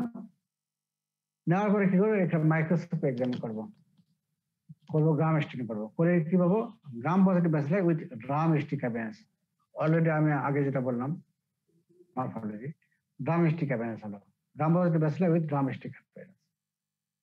কালচার করবো কোথায়? অ্যানারোবিক কালচার মিডিয়াতে করবো। একটা হলো রবারসনস কুকড মিট মিডিয়া, থায়োগ্লাইকোলেট মিডিয়া। এই জন্য তোমাদেরকে বলা হয় যে অ্যানারোবিক কালচার মিডিয়া কি কি আছে, আমাকে এই দুইটা নাম বলতে পারবা তো? দুটো নাম বললে, আরো অনেক আছে, এই দুইটা নাম আমাকে বলিও, ঠিক আছে? রবারসনস কুকড মিট মিডিয়া এবং থায়োগ্লাইকোলেট মিডিয়া। রবারসনস কুকড মিট মিডিয়া, এখানে মিট থাকে, বুঝছো? মিট থাকে, মাংস থাকে এখানে, এবং যদি অর্গানিজম গ্রো করে তাহলে ফাইনাস কি হবে? Turbid of media, blackening of the meat. এই যে যেটা এগুলো কিন্তু তোমার হলো লিকুইড মিডিয়া, এগুলো হয় কি মিডিয়াতে টার্বিড হয়ে যাবে, ঘোলা হয়ে যাবে, এবং যে ওর মধ্যে যে মাংস থাকে সেটা সাধারণত ব্ল্যাক হয়, কালো হয়ে যাবে। এটাই হলো ফাইন্ডিংস, তাহলে বুঝবো যে এটা অর্গানিক গ্রো করছে এখানে। আরেকটা বলা হয় থায়োগ্লাইকোলেট মিডিয়া, আর একটা টক্সিজেনের টেস্ট মাউসে করা হয়। কিভাবে করা হয় আমি আর অত বলতেছি না, তুমি এই যেগুলো তোমরা ইয়ে করো, ঠিক আছে? এলো ডায়াগনোসিস গেল, এই যে টিটা এই যে ইঁদুরের রিপোর্টে করা হয়েছে, এটা আমি আর বলতেছি না এটা। এখন এসো আমরা টিটাস কারো হইলো ট্রিটমেন্ট কিভাবে করবো, অথবা ওটা বলতে পারে পোস্ট এক্সপোজার প্রোফাইল্যাক্সিস, ঠিক আছে? কারো আঘাত নিয়ে আসলো, তখন আমরা কি কি বিচার আমরা নেব, দুটাই দুইভাবে পরীক্ষা আসে। তাহলে আমরা দেই তাহলে ট্রিটমেন্ট দেবো কিভাবে। একটা রোগী প্রথমে আসলো, মনে করো অ্যাক্সিডেন্ট নিয়ে চলে আসলো, তাহলে আমরা কি করব, নার্সিং কেয়ার প্রথমে নেব। একটা নার্সিং কেয়ার, তারপর হলো local care, nursing care, local care, তারপর অ্যান্টিবায়োটিক দিব এবং ইমিউনাইজেশন দেব, ঠিক আছে? আর কন্ট্রোল স্পাজম, এই 5টা হেডলাইনে আমরা ভাগ করবো।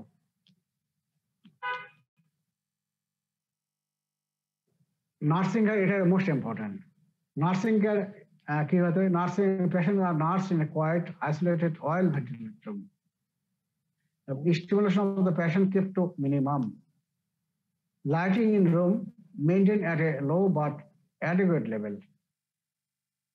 তাহলে যে রোগী প্রথমে আসলো, এটা অবশ্যই তোমার যে আমাদের যে জেনারেল রোগী আছে এদের সঙ্গে রাখা যাবে না। ইনফেকশাস রোগীর জন্য কিন্তু হাসপাতাল কিন্তু ভিন্নই, ওয়ার্ড কিন্তু ভিন্ন, সেখানে শিফট করতে হবে তাকে, এবং রোগীকে সম্পূর্ণ একবার আইসোলেটেড, একবারে আলাদা রুমে রাখতে হবে, ঠিক আছে? এবং সেখানে যেন ভেন্টিলেশন ঠিক মতো হয়, অয়েল ভেন্টিলেটেড রুম। কারণ কি হলো, ওখানে যদি অক্সিজেন ঘাটতে থাকে তাহলে কি অ্যানারোবিক কন্ডিশন আসে যাবে, এই জন্য তোমার অয়েল ভেন্টিলেটেড রুম অবশ্যই, ঠিক আছে? তারপরে লাইটিং, লাইটটা থাকতে হবে লো লেভেল কিন্তু অ্যাডেকুয়েট লেভেল। হ্যাঁ, লাইটটা খুব বেশি রাখা যাবে না, একটু কম রাখতে, কিন্তু অ্যাডেকুয়েট অবশ্যই থাকতে হবে, একবারে অন্ধকার ঘরেও রাখা যাবে না। তাহলে আলো বাতাস পাবে, এবং stimulation patient keep to minimum. আর তোমরা জানো যে যদি টাচ করা হয় তাহলে কি স্পাজম বেড়ে যাবে, তারপরে যদি শব্দ করে তাহলে স্পাজম হবে, তাই তো? যার ফলে স্টিমুলেশন পেশেন্টকে স্টিমুলাস দেওয়া যাবে না। হ্যাঁ, এই জন্য এই জিনিসটা ভালো করে খেয়াল রাখবো। পেশেন্ট আর nurse in a quiet isolated well ventilated room, stimulation of the patient kept to minimum, lighting in room maintained at a low but adequate level। তাহলে নার্সিং কেয়ার এটা হলো মেইন। এরপরে আসো কি লোকাল কেয়ার বা on development. রোগী যখন আসলো তখনই তোমাকে কিছু মেজার নিতে হবে। মেজার কি নেবা, প্রপার টয়লেটিং অফ ওন্ড। এই যে তোমার ল্যাসারেটরি ইনজুরি আসলো, যেগুলো ডেড টিস্যু বা যেগুলো একবারে তোমার একবারে টিস্যুগুলো এমন ভাবে হয়ে গেছে যে টিস্যুগুলো রাখলে তোমার গ্যাংগ্রেন হয়ে যাবে, তো সেগুলো মোটামুটি একটু কেটে দিতে হবে। তারপরে টয়লেটিং কি পরিষ্কার পরিচ্ছন্ন ভালো করে তোমার কি পরিষ্কার করতে হবে, তাই তো? তারপরে তোমার হলো all dead tissue foreign body should be remove, foreign body রাখা যাবে না, ডেড টিস্যু রাখা যাবে না, এগুলো রিমুভ করতে হবে। এবং আরেকটা কি wound should be kept open, যাতে আলো বাতাস ঠিক মতো পায়, হ্যাঁ, ইয়ার যেন পায়। খোলা রাখলে কি ব্যান্ডেজ, ইতিমধ্যে ব্যান্ডেজ দিলে কি হবে, সেখানে অ্যানারোবিক কন্ডিশন আসবে, তাই তো? যা বলে সেখানে মনটা খোলা রাখতে হবে, ওন ইজ কেপ্ট ওপেন। তাহলে প্রথম wound proper toileting of wound আগে পরিষ্কার করে নিলাম, তাই তো? তারপর সেখানে ডেড টিস্যু ফরেন বডি এগুলো রিমুভ করবো, এবং এটা ফাইনালি কি করবো, ওনটা ওপেন রাখবো। এরপরে একটা অ্যান্টিবায়োটিক দেবো, সব অ্যান্টিবায়োটিক দেওয়া যাবে না, এই ক্ষেত্রে penicillin G is the drug of choice. আরো অনেক অ্যান্টিবায়োটিক আছে, penicillin G is a drug of choice. এটা strongly inhibits the growth of Clostridium tetani and further stop toxin production। এখন এই যে মনে করো Clostridium tetani এই যে স্পট তৈরি হয়েছে, স্পট থেকে তোমার ব্যাকটেরিয়া জার্মিনেট করে ক্লোস্ট্রিডিয়াম তৈরি হবে, তাহলে Clostridium tetani ওই যে অর্গানিক তৈরি হলো এক মারতে হবে, তো কে মারবে, পেনিসিলিন জি এটা দিতে হবে। তাহলে Clostridium tetani যদি তৈরি না হয় তো তোমার টক্সিনও তৈরি হবে না, ঠিক আছে? তাহলে পেনিসিলিন অ্যান্টিবায়োটিক দিলাম penicillin G, which strongly inhibit the growth of প্লাস্টিক tetani and further stop toxin production. এরপর আমরা কি করবো? ইমিউনাইজ করবো। ইমিউনাইজ দুটো, একটা হলো অ্যাক্টিভ ইমিউনেশন আর একটা হলো প্যাসিভ ইমিউনাইজেশন, তাই তো? অ্যাক্টিভ ইমিউনেশন কি করে দিবে? কি দেবো? বাই দেবো কি টিটানাস টক্সাইড দেবো, টিটি। এটা দেওয়া হয় ইন্ট্রামাসকুলারলি এটা আর্ম। এবং ডোজ কি? টিটানাস মনে করো রোগী যখন আসলো তখন দেওয়া হলো যে ডোজটা, সেটাকে বলো টিটানাস টক্সাইড 1। পরে যেটা ডোজ দেবো সেটা হলো টিটানাস টক্সাইড 2, সেটা তো 4 সপ্তাহ পরে, ঠিক আছে? তারপরে টিটি 3 দেবো কখন? ওই টিটি 2 দেওয়ার 6 মাস পরে দেব। আর বুস্টার ডোজ দেবো টিটি 3 দেওয়ার 1 বছর পরে একবার দেব। এই 4টা দিলে তোমার লাইফ লং ইমিউনিটি পেয়ে যাবে, ঠিক আছে? তাহলে টিটি 1 দিলাম, তবে 1 মাস পরে একটা দিলাম, 6 মাস পরে একটা দিলাম, 1 বছর পরে একটা দিলাম। খেয়াল থাকবে? অবশ্য তোমার অলরেডি জানোই, তোমরা কোয়ান্টাম মেডিসিন পড়ে আসছো। জি স্যার। এখন টিটি শিডিউল যেটা ওই অনুযায়ী স্যার। এখন আমরা ওয়ার্ডে করে কি, রোগী যখন আসে সঙ্গে টিটানাস টক্সাইড দিয়ে দিই। আচ্ছা, টিটানাস টক্সাইড অবশ্যই দিতে হবে। টিটানাস টক্সাইড আমার দিই কি জানো? অ্যাক্টিভ ইমিউনেশন, তাই তো? এখন রোগী মনে করো আসলো টিটানাস দিয়ে, ওটা কি তোমার দিয়ে খুব একটা তখন লাভ হবে? লাভ হবে? হবে না স্যার মনে হয়। হবে না। মনে হয় কেন হবে না? লাভ হবে না কেন?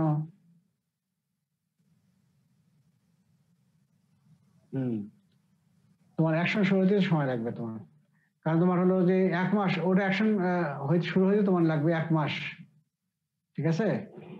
1 মাস সময় লাগবে। ওই primary immune response, secondary immune response করা হয়েছে না, এই বুস্টার ডোজ কেন দেওয়া হয়? এই তোমার এই কারণে এটা কাজে তোমার শুরু করবে তোমার 1 মাস পর থেকে কাজ শুরু করে দেবে। 1 মাস পরে তো 1 মাসের আগে তোমার অ্যান্টিবডি তৈরি হবে না তোমার। এই টিটি দিলে 1 মাস পর থেকে এই জন্য দেওয়া হচ্ছে কি, অ্যাক্টিভ দেওয়া হচ্ছে কি জানো, যে ফার্দার প্রিভেনশনের জন্য। ওই জন্য টিটি আমরা দেই, ঠিক আছে? ওই টিটি এক দিয়েই পরে রোগী যখন ডিসচার্জ করা হয় তখন কিন্তু তোমার লেগেই থাকে টিটি, আপনি টিটি 2 দিবেন, টিটি টক্সাইড আপনি নিয়মিত দিবেন। কি আসে নাই, সেটা ওদের ব্যাপার। আচ্ছা, নীলফামারী না এখানকার না এটা? ও,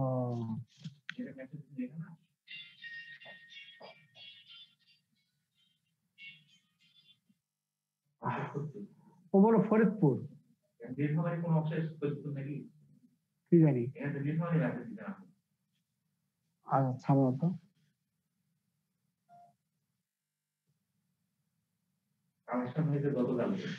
আচ্ছা,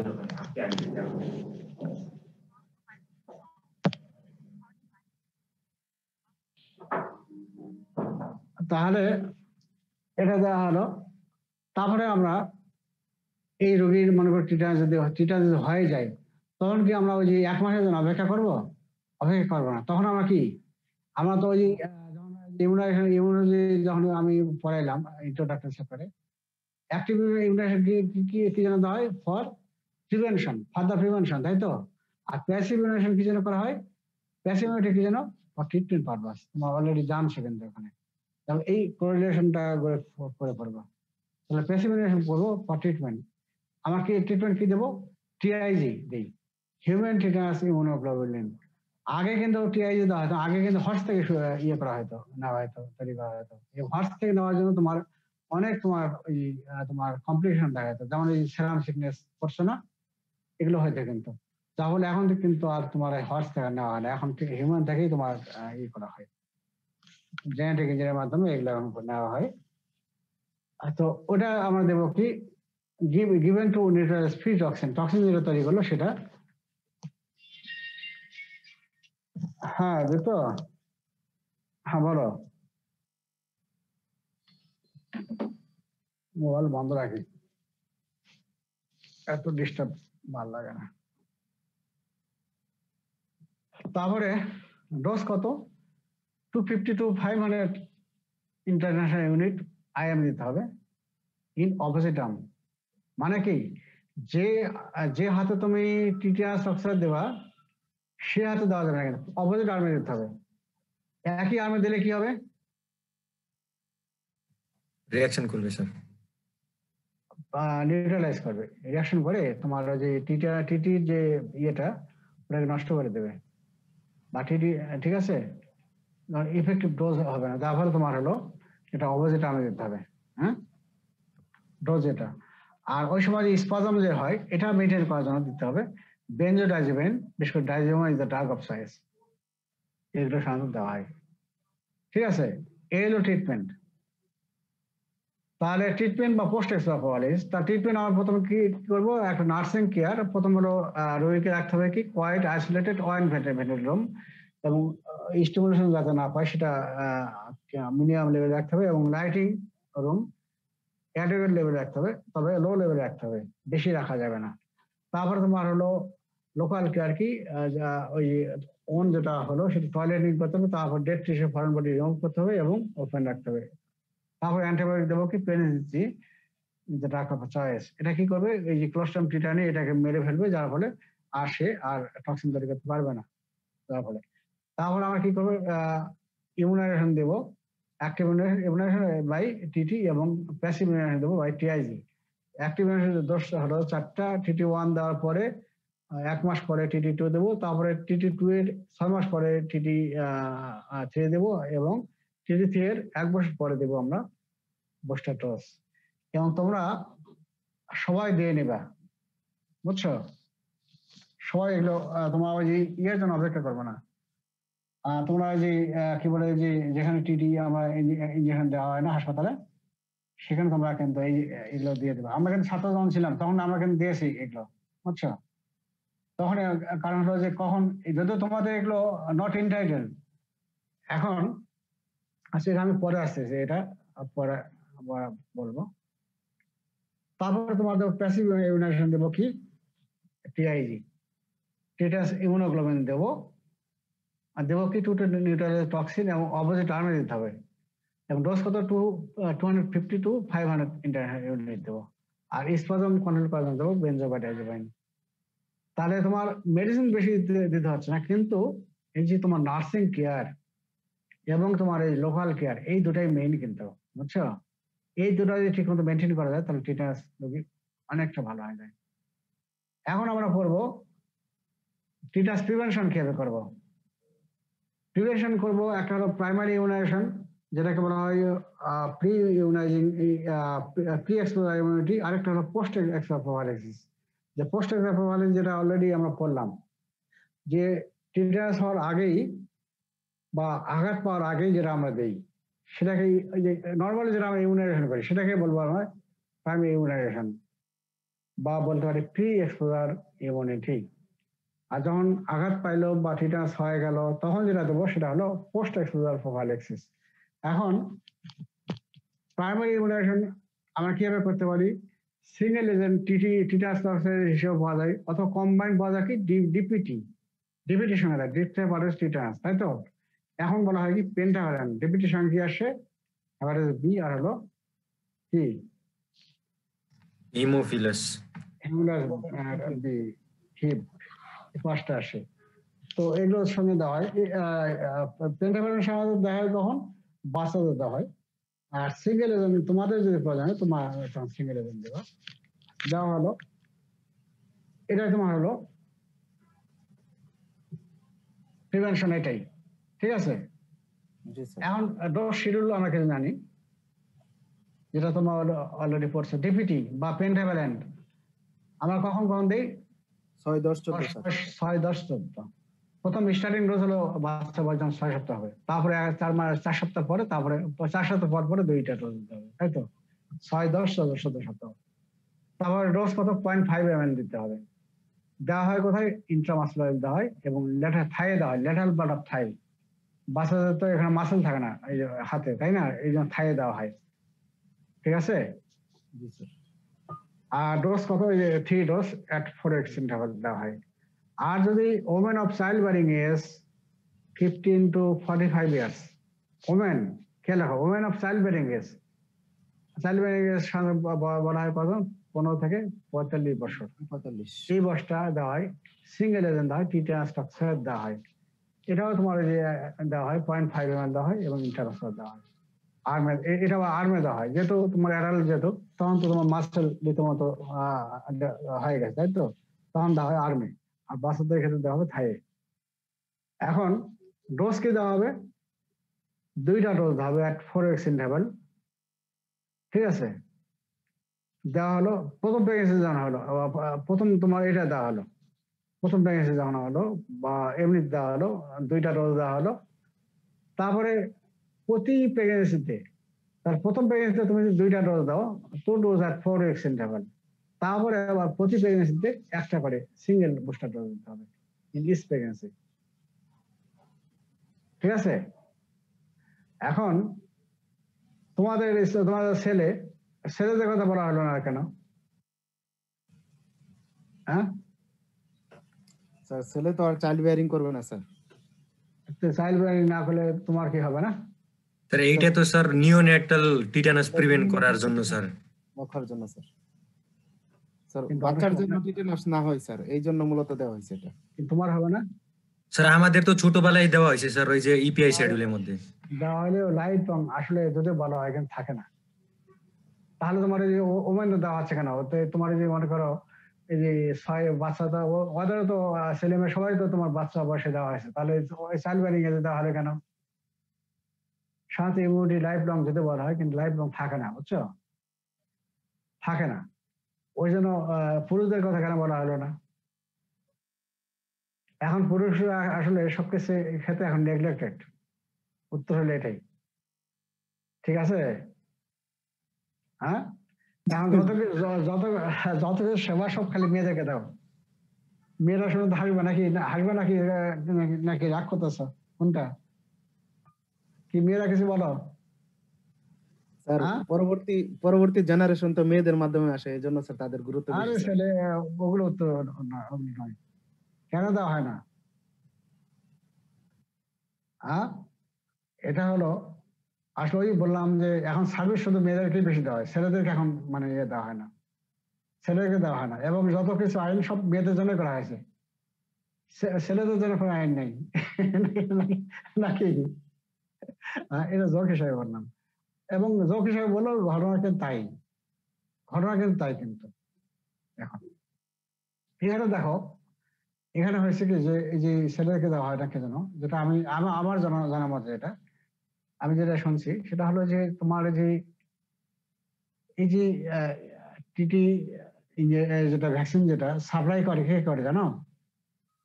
সাপ্লাই করে তোমার হলো ওই যে Bill Gates. Bill Gates, Bill Gates কে অবশ্যই তুমি জানো, পৃথিবীর শ্রেষ্ঠ ধনী, তাই না? এবং কম্পিউটারের সে কি মাইক্রোসফট। আইকন, তাই না?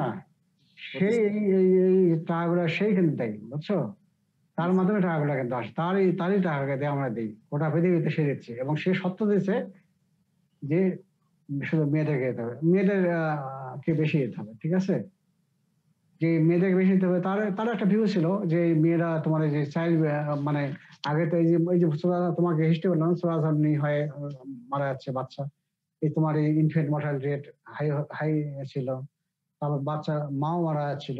ঠিক আছে, এই কারণে কিন্তু তোমার ওই সময় কিন্তু তোমার এই যে এবং ওমেনরা বেশি এফেক্টেড হচ্ছিল। হ্যাঁ, ওই কারণে উনি এটা ডিজাইন করে যে সবাইকে না দিয়ে এটা সাধারণত মেয়েদেরকে যেন দেওয়া হয়। ঠিক আছে, আর ছেলেদেরকে দিলেও ভালো দেওয়া উচিত ছিল, কারণ ছেলেরা মনে করে যে মোবিলাইজ বেশি করে, অ্যাক্সিডেন্টটা বেশি হয়, মাঠে কাজ করলো সেখানে আঘাত পাইলো, সবাইকে দেওয়া উচিত এটা। কিন্তু গভর্নমেন্ট থেকেও এখনো কি যে কেন নেওয়া এটা অ্যাকশন নেওয়া হয় না বুঝি না, এটা দেওয়া উচিত। এটা মেয়েদের ঠিক আছে অবশ্যই। এই জন্য তো তোমার এই যে টিটি মনে করো আগে টিটি টিটির জন্যই তোমার এই যে অনেক মা মারা যেত এবং অনেক বাচ্চা মারা যেত, কিন্তু সেটা এখন দেখো এখন নাই কিন্তু বলতে গেলে। হ্যাঁ, সেটা অনেক ভালো একটা অ্যাচিভমেন্ট আমাদের। পৃথিবীর অন্যান্য দেশ হচ্ছে, আমরা বাংলাদেশ অনেক অনেক এই যে ভ্যাকসিনে ইমিউনাইজেশন আমরা বাংলাদেশ অনেক অনেক এগিয়ে আছি, গোটা পৃথিবী আমাদের ইয়ে করে, প্রশংসা করে। ঠিক আছে, তো তোমরা করবা কি, যদি তোমার ডিজাইন পার্সন নয় তোমরা নিজেরা সবাই দিয়ে নেবা, ছেলেরা, মেয়েরা তো দিবাই, সেটা তোমার দিয়ে নেবা। হয়তো তোমরা ওই যে একবারে যাবে না, একবারে গেলে দিবে না, ঠিক আছে? আবার আমার রেফারেন্স দিও না, ওই যে স্যার বলছে এগুলো তোমার ওই যে ওখানে যারা দেয় তাদেরকে ম্যানেজ করে দিয়ে নিও। তবে ওই যে তোমার বাইরে যেগুলো কিনতে পাওয়া যায় না এগুলো দিবা না কখনোই। বাইরে দোকানে কিন্তু কিনতে পাওয়া যায়, এগুলো দিবা না। কারণ তোমার হলো যে এই কোল্ড ভ্যাকসিন যেটা মেনটেন করতে হয়, দোকানে যেগুলো আছে সেগুলো কিন্তু কোল্ড ভ্যাকসিন এরা মেনটেন করে না। এগুলো দেওয়া, এগুলো কখনোই দেবা না, তোমরা হাসপাতাল থেকে নিয়ে দেবা, ঠিক আছে? হাসপাতাল থেকে তোমার নেই, এগুলো তোমার পর্যাপ্ত আছে, পর্যাপ্ত। এগুলো তোমার ছাত্ররা অবশ্যই তোমার দিয়ে নেবে এগুলো, হ্যাঁ? ছাত্রছাত্রী সবাই এখন থেকে তোমার দিয়ে নেবা, হ্যাঁ, ঠিক আছে? আচ্ছা, এখন তাহলে এই হলো টিটেনাস। তাহলে টিটেনাস কি বুঝলা তো নাকি? জি স্যার। কালকে আমরা পড়বো হলো টিটেনাসের বাকি অংশটা পড়বো, ক্লস্ট্রিডিয়াম বোটুলিয়া। বটলনাপ এবং পারফেনিয়াস, এটা পড়বো, এটা পড়বো। তো ঠিক আছে, সবাই ভালো থাকো। জি স্যার, ধন্যবাদ স্যার। আসসালামু আলাইকুম স্যার।